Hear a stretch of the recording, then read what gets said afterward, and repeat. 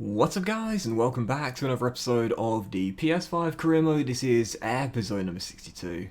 And today we are returning with the season finale on the back of winning our first ever Premier League title in the thrilling final three game episode in the last episode. And now taking on Brighton over Albion in our third FA Cup final in 4 years as we aim to reclaim the trophy we lost last season. Real briefly into the game, I do have a couple of youth player unsettled emails. So let me just see who wants contrast. Oh, okay, well actually to be fair, that guy there, Ewan Hooper, I'm not making the same mistake I did a couple of years ago with that academy graduate goalkeeper that looked amazing. Where is he? There he is right there. Oh my word, 91, 94 potential. Let's pop him in the senior team.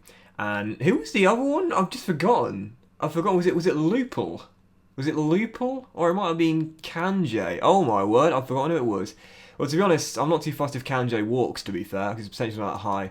But I will give Lupul the Moldovan a pro deal. And oh no! I've got a race player from a senior team. And I'll get rid of one of the guys going anyway come the end of the season. Jude Fry. I know he's going. There he is. So yeah, he submitted a transfer request. Mate, you ain't getting a transfer. You're getting released. So yeah, anyway, sorry. So heading into today's episode, it is indeed the FA Cup final. It is of course a live commentary. I was going to do a live Q&A for this one. I haven't done one since season 2. But then I just thought, I quite like doing the live highlights game for the Spurs game in the last episode, so I think we'll do another live highlights game. And heading into the game against Brighton, as we know, we've won the Premier League, so no matter what happens, it's a successful season after winning our first Premier League title. But I would love our first multi-trophy season to be this one, and our first domestic double. So of course, real briefly, for those that do continue to ask, all the sliders are of course on 50 apart from injury frequency and severity. Frequency is 90, severity is 60. We got quite fortunate with not too many injuries this season, but of course we are missing Brighton Ben White for the final game of the season, and actually I'm going to pop it up to 6.5 as well, so we'll get a few more chances today. And yeah, super pumped for it, and let's hope we can end the season with some silverware and some more silverware as well. So the only change to make really is Gazaniga coming in, as he is our cup goalkeeper. We'll pop Big Josh on the bench. No, Chris Smalling, he's going to retire. We'll also put Ben Foster, the cycling GK, come on the boys on the bench, and Tarat as well. I've got to have Tarat on the bench, as he's also going to retire come the end of the season. And might well make his final, well, he will at some point. I'll bring him on. He'll make his final appearance for the club today. So yep, I'm fine with that. Let's just dive straight into it. FA Cup final against Brighton and Hove Albion as we go for our first domestic double of the series. Come on the boys.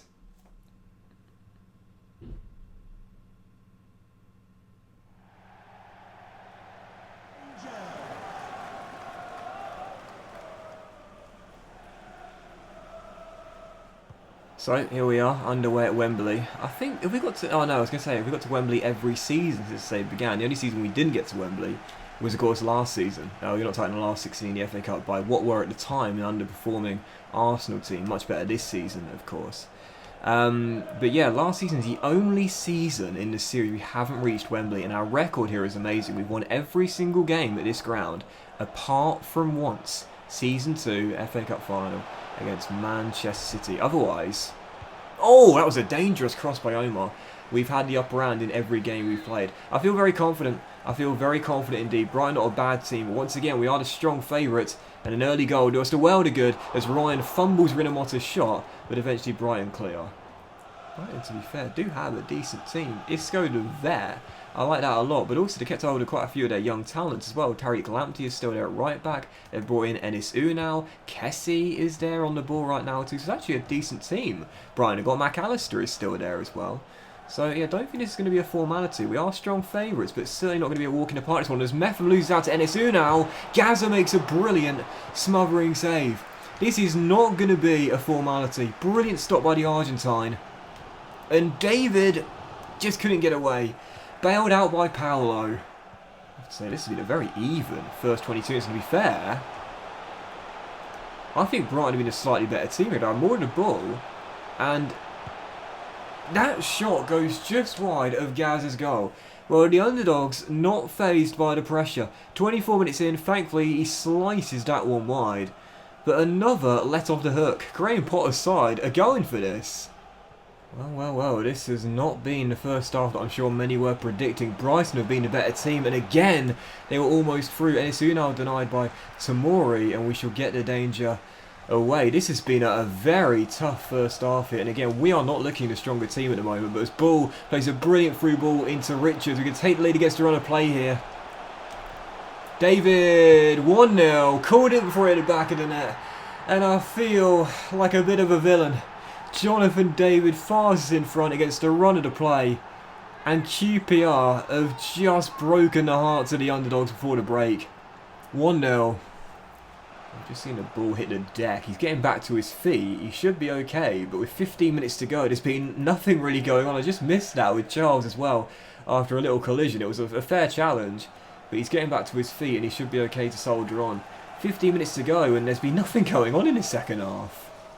10 minutes to go. Game not done. Piatek with Tamori on his heels and jockeying stands him up very, very well and slows down what was a quick counter-attack, but the danger not clear with Piatek, and that's a lovely ball inside, and it's 1-1. They've waited and waited and waited for a chance in the second half. They've got one and they've taken it, and it's no less than they deserve. The underdogs battle back, find the equaliser, and it's 1-1. Just a little bit of a pocket of space there as Richards was sucked out left, loses his man, and there's the equaliser. 10 minutes to go and we're set for extra time. Well, that's going to do it then. Full time 1-1. Many people probably thought this would be one-sided. Nothing but got to give credit to the opponents. Underdogs, but have forced extra time for that late leveller, and they deserve it too. It's anyone's guess. McKennie to Rinamotta, Tarazzi's Charles out wide, and Bull. Oh, imagine, final game in football and wins the FA Cup for QPR. Just couldn't squeeze him through, and here come Brighton on the break as well. Still tied at 1-1, but it's anyone's guess as to who wins this. It could go either way. Thankfully, we stopped that little break, and that should do it for the first half. This is anyone's guess, man, and as things stand, penalties are looking likely. Well, I cannot believe it, but that is going to do it. Oh, thank God, Piatek did not spot the man running down the right, and that will do it. Penalties. And this is one of those games where you don't complain, but you tip your hat. Charles frustrated. He's had a bit of a shocker here at Wembley, but we're going to spot kicks. I won't be mad if I lose this. Not at all. This has been an incredibly tough and balanced game. Penalties, probably fair. Here we go. Here we go. And I've got to say, I'm not feeling confident. Not one bit. Charlie Kelman is our first man up. And he scores.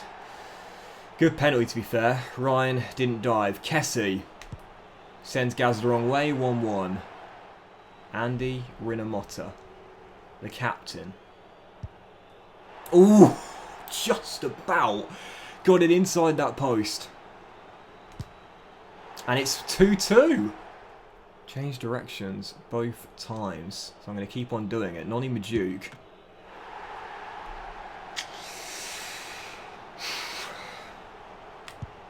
Oh my, it sent me the wrong way every single time.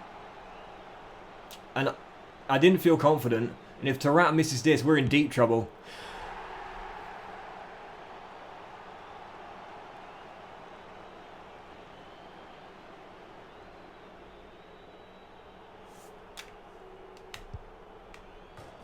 Oh! Oh my God, Charles has to score. Hobbling on one leg. Charles Bull has to score. Oh, I mean, come on. Was it in doubt? But we still need a stop. And Gaz has not saved one all shootout long. He was the hero. But not this time.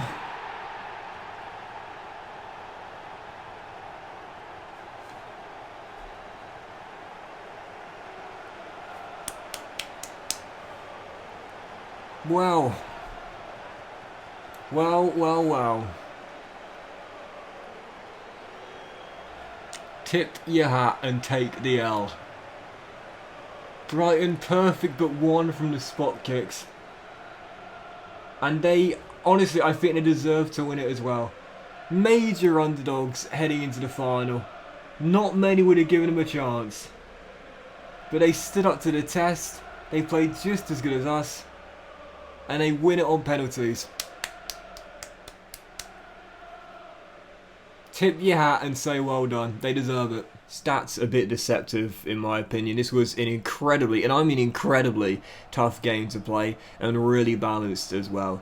Brighton didn't just lay down after we went a goal up. No, they kept on going. They kept on going. They found what was a deserved equalising goal, and they win it on the spot kicks as well. Fair play. Know when you're beaten. Know when to tip your hat.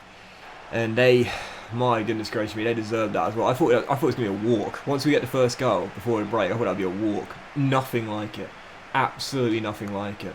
They deserve it. Brighton deserved that FA Cup, man. They deserved that. So a bit of a sour note then to end the season off. You know, winning our first ever Premier League. You know, doing the not impossible but the unexpected, and then in the game where we were firm favourites, to get beaten by what were the clear underdogs. Bit of a crazy way to end the season, but I must say, it's been a fantastic sort of example of how this series has been. Totally unpredictable as Brighton win it on the spot kicks. It turns out Ball's injury is a 4-week one. Okay, I must say he was hobbling a lot after the injury, and yeah, that's a 4-week one. So thankfully he will be okay for the start of the new season. What was the round when Gaza made the saves in the spot kicks? Was it the FA Cup? Oh, I swear. What round was it? Oh, it was. Oh, there it is. It's the 5th round. I thought it was the quarterfinal, the semi-final, but it was the 5th round. Southampton. Yeah, I remember it very well now. Gaza pulled off the heroics, but not in that shootout. I went the wrong way with every single one, apart from the one which hit the bar. Gaza, mate, come on. You did well in the round of 16 in that shootout. I mean, of course, I know it's me. I was totally off predicting where the AI was going to go. So that's it then. Brighton win the FA Cup. You tip your hat, you say fair play, you take the L and you move on. And that is that. So what I'll do to end the season off, and an incredibly dramatic season 5, probably the most dramatic of the series so far. We'll take a look at the top scorers, assists and clean sheets charts in the Premier League. As you can see, Calvert-Lewin did win the Golden Boot with 26 in 36 for the Gunners. Kane in second. The Bull was our top scorer with 22 in third. Jonathan David with 20 also got into the top 5 as well. Eze got into the top 10 as well with 14 and 36. What a season of Brecci had, especially with those performances at the end of the campaign. And I have never had that happen in my entire YouTube career, if you will, playing this video game. Over 30 assists in a single Premier League season. Never had it before. Charles Ball, your name is etched into Doc's history. 33 in 37. There's a reason why I love this man so much. He is absolutely unbelievable and selfless as well. And Freddie Woodman wins the Golden Glove as well, which is also really nice as well. So we'll do the squad hub to end the season off, and we'll also do, I feel like I'm missing something, but I'm not sure what it is. I think we might do some other leagues as well, just to show you, oh, do you know what I need to do? Simulate a week into the future, so we can do the Champions League and Europa League winners as well. So we go through the stats and the players this season, some amazing individual performers this year. Of course, Freddie Woodman winning his first Golden Glove was fantastic. What Jamal Lewis was really solid, and even when Omar Richards came in, he still got a lot of minutes towards the end of the campaign. Omar growing to 90 overall this season. He is officially our first ever 90 rated player in the series, so well done to Omar for that, and I'm so glad to have him back as well. How I'm going to have him and Jamal coexisting next year, I don't know. Big Josh is now 75 overall. I was hoping for a little bit better growth, but it is worth pointing out he only played around a third of our games this season, as we have, of course, far better options in the centre-back role. Reece James didn't grow at all this year. I was kind of gutted about that, because I thought he'd grow at least 1 or 2 ranks this year, but never mind. Andy Rinomhota, Mr. Consistent, Mr. Present, growing to 90 overall himself. Omar got there first, but Rinomhota is now 90 overall as well. Those former Royals growing so well. So consistent, this guy. I love him to pieces. Cameron's gone up 5 ratings like Big Josh to 76 overall as well. Again, his minutes were reduced this season after signing of Weston McKennie. Then you'd also see us get through these youth players here. Tarat, of course, retiring come the end of the season, as is Chris Smalling. I don't think I mentioned that earlier.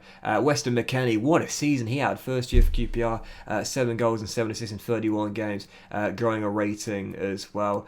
And when eventually he comes around, as Jay Potts grew 4 ratings this season in limited minutes, I'm going to try and loan him out next season. Brecci Eze, incredible. He's the Robin to Charles's Batman. He is the second option in this team behind Charles Bull. Grew 4 ratings to 86 86 overall. He is unreal on FIFA. He was amazing last year, and he's just as good this year as well. Diangana was good. Majuk, I've got to be honest, he's growing really well, but I'm not getting on with him. And I know most of my play goes down the left or through the middle, but either way, as sort of like the fourth man in our front four, he doesn't really contribute much at all, to be honest. I might look for a better inside forward on the right next year. Bright came back, but of course got an injury soon afterwards, unfortunately, and was done for the season. But of course, the man of the season. I'm so glad that his sort of token season injury came in the final game of the season, which means he can recover over the summer. But look at those statistics right there. 22 goals, our top scorer this year in the Premier League in 37, and 33 assists. I've never had anything like that before. Charles Bull, the Bull, up to 86 overall. Without the injuries he's had in the past 3 seasons, I'll tell you this right now, I bet it'd be 89 or 90 overall. Next season, I think he's going to hit 90. I believe he will. And also for the final players, the strikers, Kelman grew 3 ratings to 82 overall. I'm so glad I loaned him out to Lille. Best decision we've made in the series, I think. Up to 82 overall now, and he's definitely our man off the bench, the impact sub. 10 goals in 13 Europa League, by the way. Top scorer in Europa League this year, not just for us, but in the competition. And also Jonathan David as well. Not a bad replacement for Nketiah. I think the reason I was a bit underwhelmed is because Eddie was, of course, just unbelievable last year. But to be fair, 20 goals in 35 games. I'll be a bit of a harsh critic to say that's not good enough. So the final thing we'll do is we'll simulate to the following week and get through to June the 1st as well, where we will have the result of the Champions League and the Europa League as well, and we'll end the season off by going for a few other leagues, and we'll leave it there for the end of season 5. So let's start off with the Champions League and the Europa League. Who wins what this season? Of course, we got to the semi-finals of the Europa League. Did Lyon or Roma win it in the final? It was indeed Roma, so the team knocked us out were beaten in the final then after we reached the final 4 this year. As for the Champions League, that was won by Atletico Madrid beating Barcelona on a penalty shootout in an all-Spanish affair. We'll of course be in the Champions League next year. I wonder what the board will ask for us in the Champions League in our first season in the Champions League. And as the other leagues, we'll briefly the Championship. Who's coming up next season? Bournemouth and West Brom and Sheffield United in third. I think they'll come up as well. Look at that, 108, 107, 106 points. In FIFA Career Mode this year, I'm finding that the Championship, it's like yo-yo between the Championship and the Premier League. It's always the same teams going down and up. The only exception is the team you saw there, Norwich, who for some strange reason have struggled mightily throughout the course of this series. Brief look at League 1, and we'll also have a brief look at League 2 as well to end on the English Football League divisions. And we'll wrap up with the major leagues in Europe, starting with Ligue 1, PSG winning it this year, shock horror. And we also go to the Bundesliga next, who, as you can see this year, saw Bayern Munich crown champions, again, shock horror. And also for the Serie A as well, who won it this year? It's Milan. I must say, it's interesting, Serie A, it's not always Juventus like in previous years, and I quite like that as well. There's more change this time around in Italian football in this career mode. Milan won it by 3 points clear of Inter, Juve in third, Napoli in fourth, and we'll do the Eredivisie, we'll do the SPL, and we'll do the La Liga and the Portuguese League as well to wrap it off. So the Portuguese League, Porto were victorious, only 1 defeat all season long, whereas the Scottish Premier League, there it is, Celtic won it again. I've only ever seen Rangers win it once. I don't think I'll see it happen once again. 10 points clear of their old firm rivals. And as for La Liga, we'll end on this. Barcelona crown champions, 5 clear of their El Clasico rivals, Real Madrid. So, what a fantastic and fascinating season it was. We bottled the FA Cup final. No one saw that coming.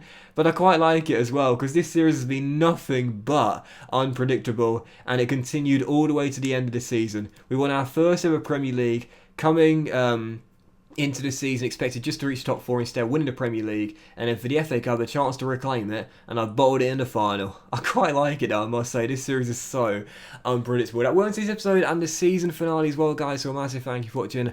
Really hope you have enjoyed it. If you have, then please do drop a like. Much love to you all, have a fantastic day, and I will see you for the start of season 6, our first year in the Champions League, very soon. That'll be coming out in the very next episode. We'll find out our budget and start the campaign off. Have a great day, guys. Much love to you all, and I will see you for the season opener as we begin our 6th campaign at the Kyan Prince Foundation Stadium playing Champions League football very soon.